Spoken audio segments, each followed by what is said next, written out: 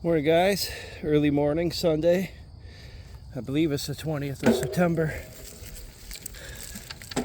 Do some early morning riding. Got the headlight on. Got the tail lights going. Ran across a bunch of deer already on the trail, but they were very polite and courteous and just scampered off for me. So I appreciate them, because the last thing I want to do is run into a deer.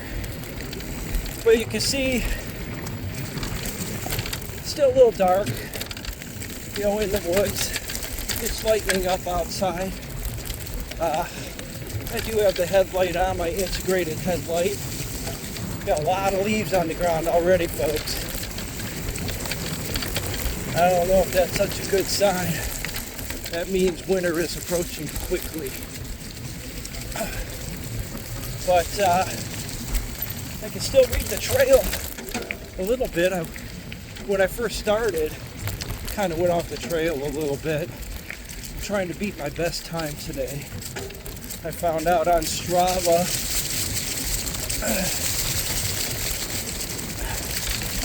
that out of 20 people on e-bikes that ride Royal View, I am number 10 as far as the speed goes. I want to get to at least 5 today, so Lampy is pushing it a little bit. Usually I say I'm not pushing it, but today I want to move up that depth chart.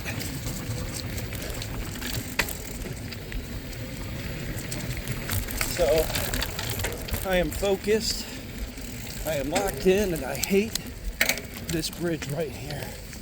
But here we go. Up it, crossed it, down. Let's keep going. Let's get that time going.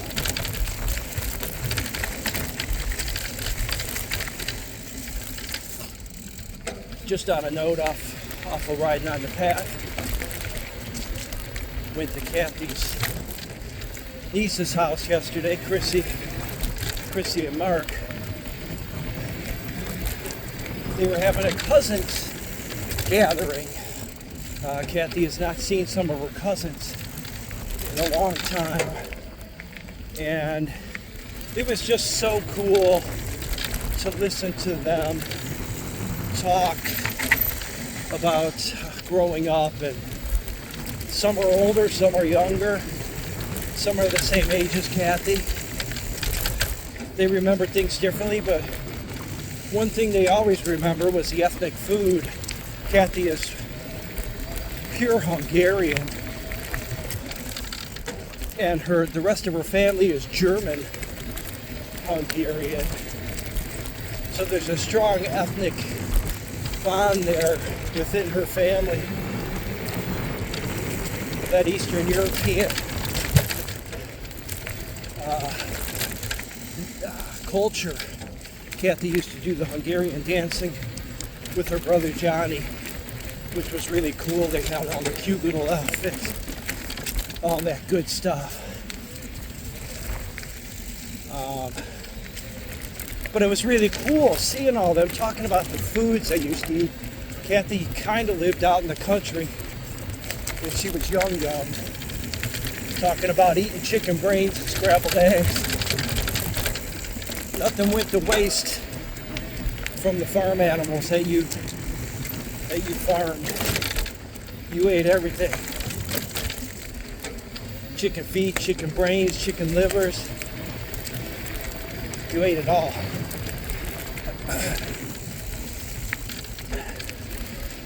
Her family members, her cousins, very nice. It was so good to meet them. It's amazing the things you have in common with people after you just talk to them a little bit.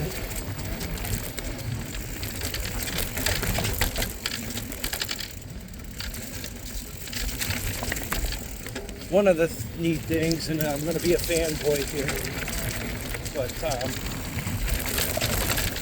Kathy's cousin Eva is married to Cleveland Indians legend Lenny Barker. And I was just like, I don't know, kind of awestruck. I mean, here's a guy that was pitched a perfect game. One of the only pitchers at that time, 1 in 10, to ever pitch a perfect game in baseball history. So being able to talk baseball with the Cleveland legends such as Lenny Barker was just really cool. And it's funny when, he may not see himself as that much of a celebrity. He's an average guy. He's a great guy. But I didn't want to just sit there and say, oh my God, Lenny Barker. But yeah, oh my God, it was Lenny Barker. Great guy, big guy. I never realized how big he was. But such a great person, the whole family. It was just fun. So I'm going to stop rambling about that. Let's get back to this trail. But that was a good time. I really appreciated being involved. So here we are. We're back on the trail. Hopefully I could get in the bracket that moves me up the ladder on the e-bike division going up this trail. Next year, after I do a little more training, bugs here are nasty. After I do a little more training, I'm going to be doing some races on the e-bike and see how I end up. Now people say, oh, you got an e-bike, you're cheating. But as I say, it ain't cheating if you're winning. And my body's winning, so the skill level has to be there because you are riding faster. I mean, I've ridden this trail so many times on my 29 that, that bike knows this trail. And I know what I could do on that bike. But now I'm going so much faster. I gotta learn the trail all over again, which is kind of weird, but very cool. Here we go through the start of a lot of routes. And this is the point where Lampy's hands start going numb. And, I've played caution to the wind, even though I'm trying to push it a little bit this morning. So my right hand, I constantly have on my brake lever. My left hand, there we go, there's some good stuff, but I'm making time. My left hand, I have it wrapped around my grip. So, leaning on the palm of my right wrist with my left finger on the lever, my hand goes numb. But I'm trucking through that today because I'm making time. So the skill level's there. You have to read the trail quicker, have to react faster, and you're asking that from a guy. To react quicker, that's kind of up in age. I mean, I consider myself to be young. I mean, I'm 58 years old, but man, I consider myself 40. That may be good, it may be bad. But, it just makes me push a little bit harder and try to go a little bit faster. So here I am shaking off the hand, heading into some good routes here. I'm going to go up top and avoid them. Unfortunately, a lot of other people have done that too, and it's kind of discouraged to widen a single track trail. So you want to keep it a single track, but man, I'll tell you what, going over some of these routes kind of makes it difficult for you to want to stay the course. So you may notice on, we have a nice single track here, but you may notice in some areas it gets a little wider, and that's because people are riding this berm here, which is really cool, going onto this bridge.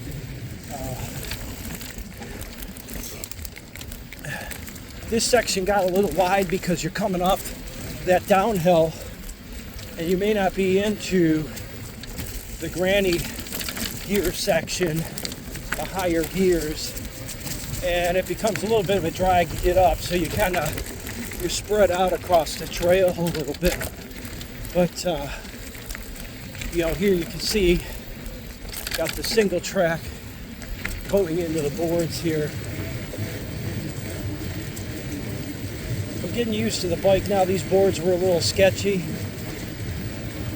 I changed my geometry.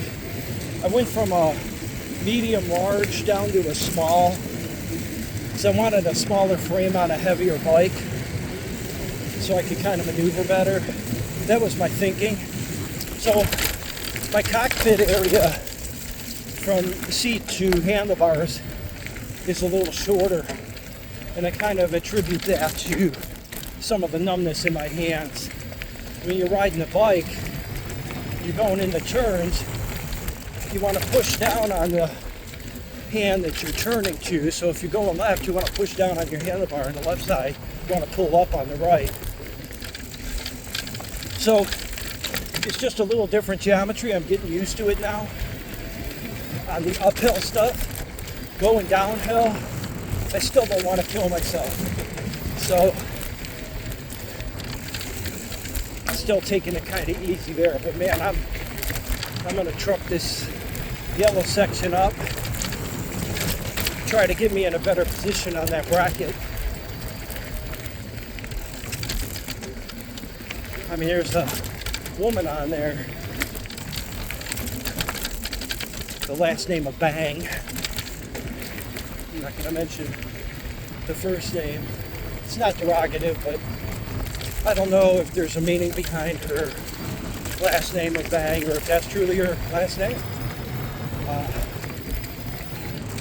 She's ahead of me, and she's got a kick-ass bike. She's got a Trek electric bike, But I'll tell you what, every ounce of me says that my Aviton Raveless bike keeps pace with every one of those, and it comes down to, once again, skill level and how much you want to push it.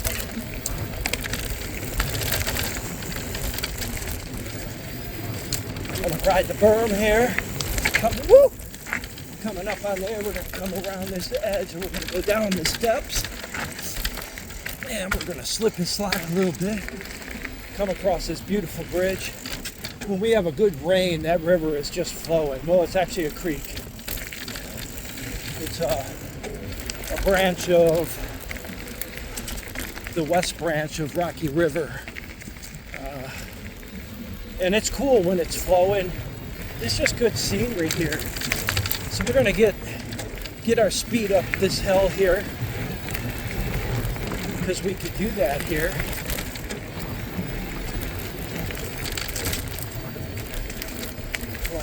Through here. One of the things I was doing when I first got this bike, I was on the front brake a lot because I was kind of apprehensive. After I got off the back brake, I focused on my rear brake only. Control of the bike became easier.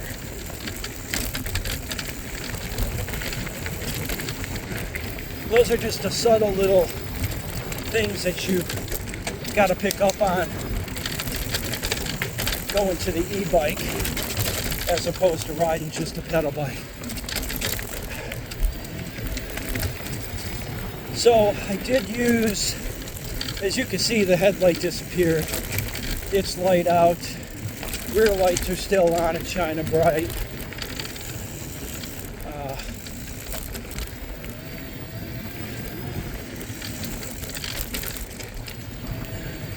There's always something to learn when riding. And one thing I should learn to do is get some pads. Because I gotta tell you, I am gonna thank my guardian angel and my Lord for keeping an eye on me. That's all I'm gonna say. I'll be praising that Lord here in about 2 hours at church. And yes, I will glorify Him and all that good stuff. And if you don't believe in God, I'm fine with that. You know what? I don't preach it, but just be good with me. Glorify my God. That's all I could ask for. It's Sunday. You're going to hear me preach on Sunday a little bit. But, you know, got to go to church.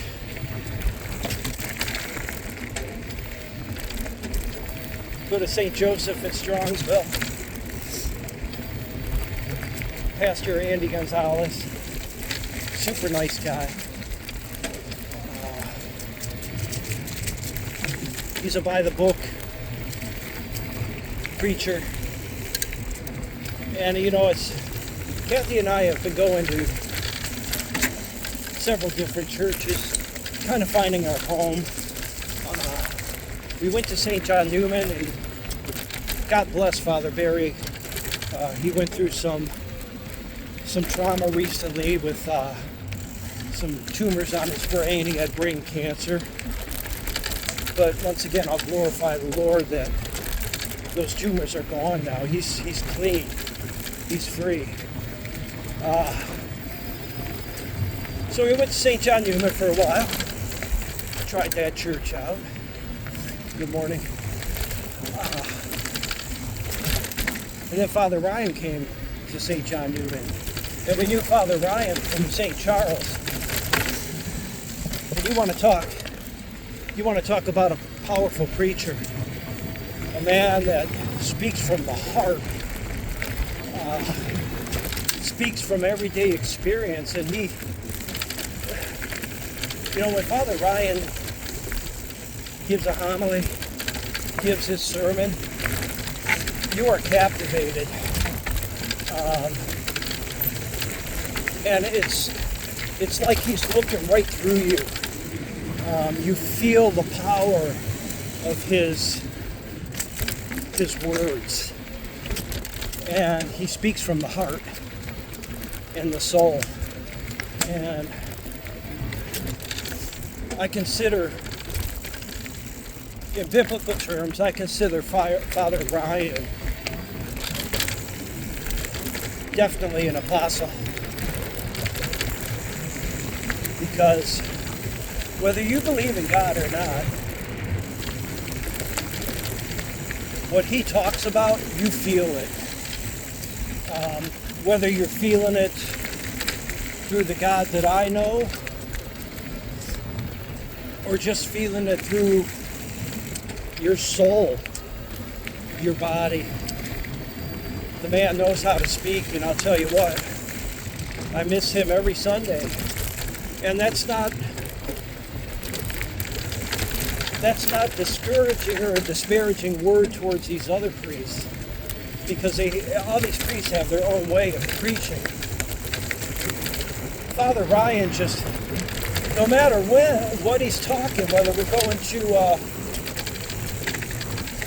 just a Bible study or one of his seminars, no matter where he's speaking or how he's speaking, you're captivated. And you could feel it. And man, that's what I want when I go to church. I want to feel it.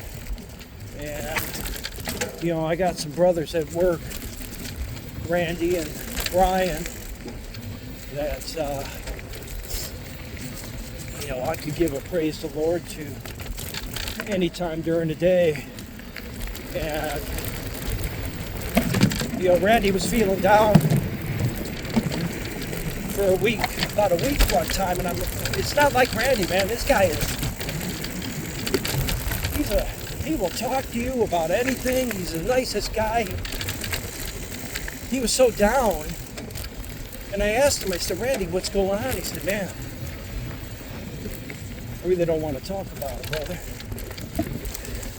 And I said, Randy, whatever you do, just remember, it's always better when you go to the Lord and ask Him for help.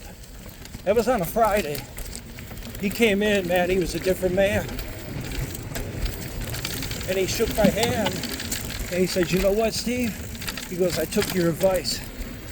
I went to the Lord. I talked to Him. And He made things right. And I'm like, man, that's the Randy I know. That's the Randy I know and love. And then my friend Brian, these guys are both shipping and receiving guys that do the job well. Brian's the same way. Whenever we're feeling down about something, we kind of consult and give an amen, and you feel so much better. So whether you believe in God or not, go to something that you feel comfortable with in times of doubt. Whatever makes you feel comfortable, whatever puts you in a good place. Because positive energy is the best energy, folks. And keeping that negative in you, it's not good.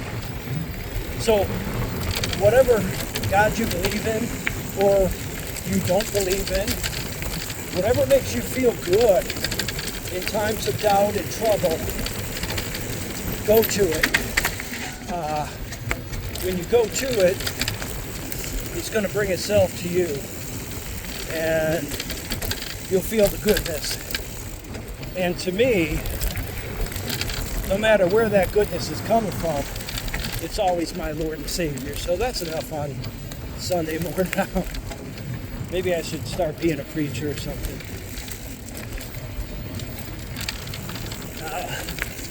I think I missed my calling at a young age. I got into manufacturing, which I'm happy I did.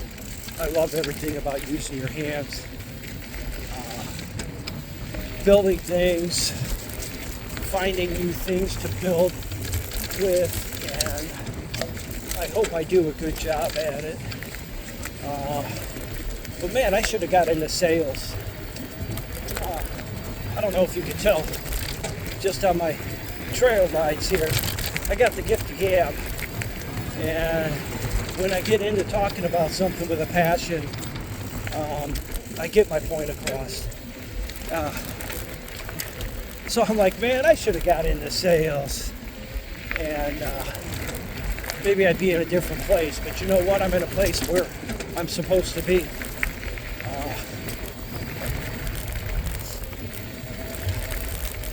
I have everything I need.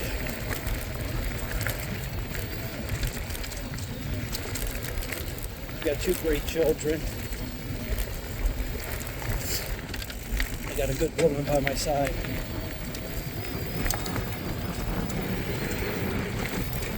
And it's kind of funny that I say I got what I need, but here I go talking again. Kathy and I have been together for a while, and when we decided to move in together, she moved into my house, and we sold her house in Parma. And she really liked that house in Parma. And I appreciate her every day for coming and living in Charlottesville with me. But one thing that always has bothered Kathy, she wants a place of her own with me. And we're getting towards retirement age. but we're not quite there yet. Got a few years. So I told Kathy, I said, you know what? Let's go get that house together and we can make it our own. So we found 2 houses that we really, really like. And the price is kind of at our high side of where we want to be going into retirement. And we would have a house payment going into retirement. So, but we talked about it. We make our dream home. Hopefully make it as an investment. Live there for X amount of years. And make a decision at that point of whether we stay or whether we go. So, you might hear me talking about my soon-to-be built home. There's one in a 55 and older community that Kathy and I were looking at. And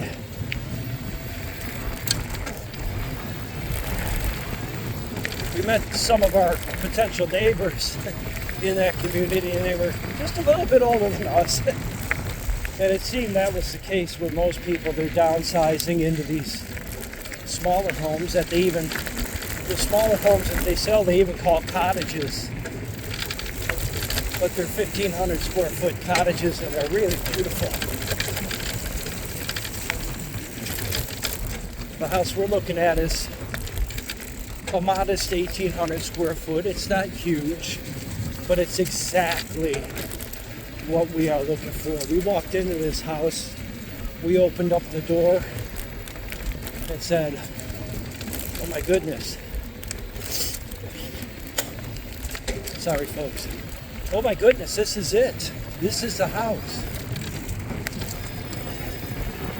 And it's with a builder that we never really considered.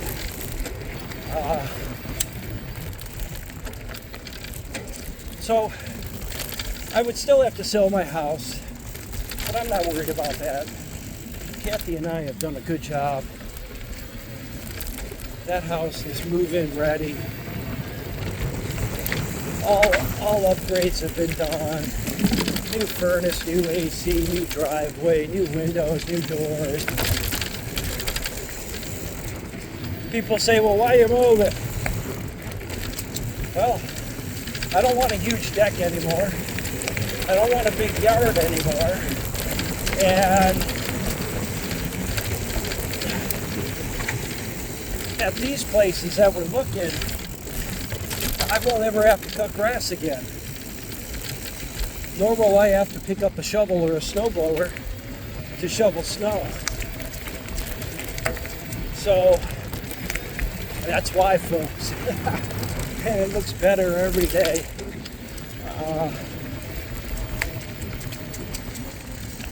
You always have a little bit of apprehension going into a situation like this. It'd be a big move for us. You know, job stability. What's the market looking like? How's my retirement looking? Have I done enough for retirement? Which I haven't. Also had that conversation with Kathy. So, yeah, but I'll tell you what. We may be talking about a new home and probably a 10-mile ride to get to the trail now instead of a 5-mile ride. We are looking to get out of Strongsville. The taxes are super high.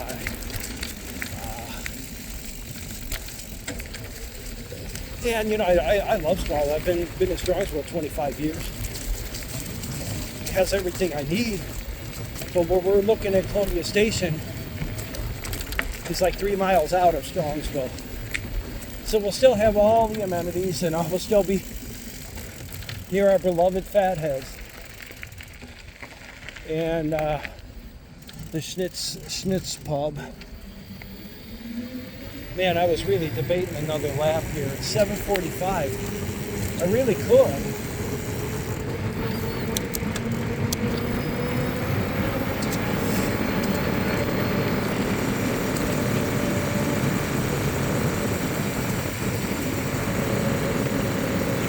I think I moved up in that bracket, folks. Pretty happy about that. Okay, I've talked way too long. Lampy out.